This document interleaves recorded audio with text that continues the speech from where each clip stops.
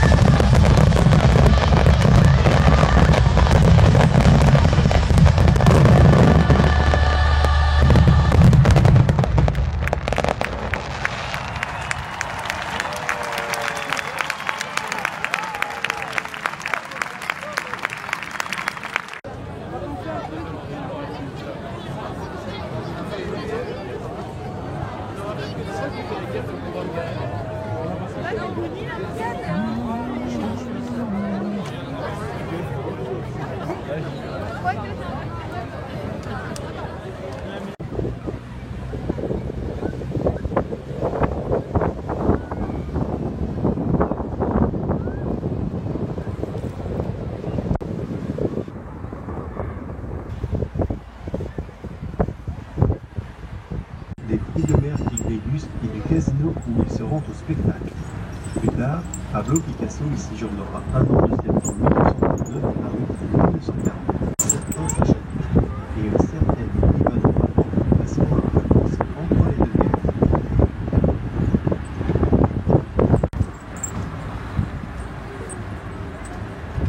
Cœur d'Europe qui mesure presque 100 km de long, 5 à 6 km de large à l'endroit où nous nous trouvons et qui est l'un des seuls points de traversée Didon, avant la Révolution, effectua le regroupement des terres autour de Didon. Comme l'ensemble de la presqu'île, Saint-Georges se développe au XIXe siècle et le Georges de Didon diffère légèrement de celui du reste de la côte de Bretagne. On y trouve deux ressources naturelles typiques, le varech. La commune de Saint-Georges de Didon possède une petite partie de la plage de la Grande Conche. Cette plage se nomme plage de Vallière, depuis des falaises du même nom jusqu'au Mont.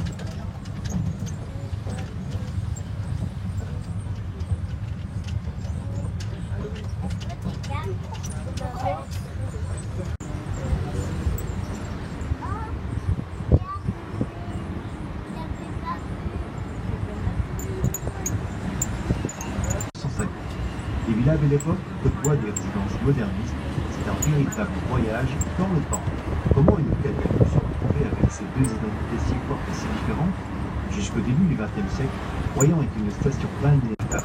Ce centre-ville fait l'objet d'une production dite à la radicale. Comme au Havre, ville classée patrimoine mondial, ce qui signifie que l'on n'est pas une tissu de droit. Durée énergie, partout.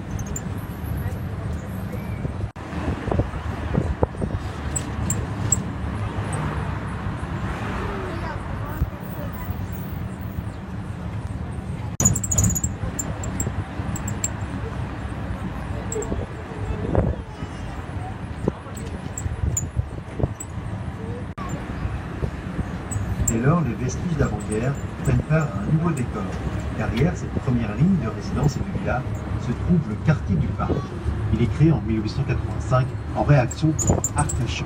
Il est destiné à rééquilibrer le développement positif. L'année suivante, Royan est relié grâce au chemin de fer.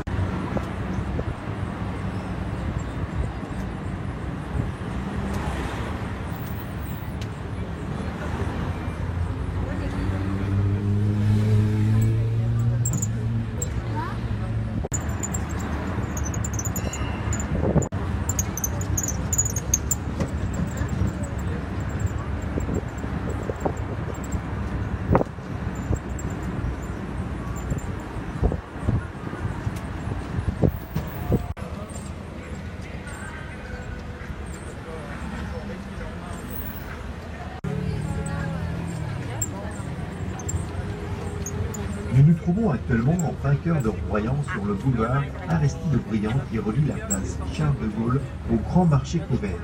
Cet axe est typique. Y a-t-il monument plus emblématique de Royan que l'église Notre-Dame, chef-d'œuvre de l'architecture moderne dessiné par Guillaume Gillet? Guillaume Gillet, assisté de l'ingénieur Bernard Lafeille, a repris des éléments d'architecture gothique dans son église de Béthune.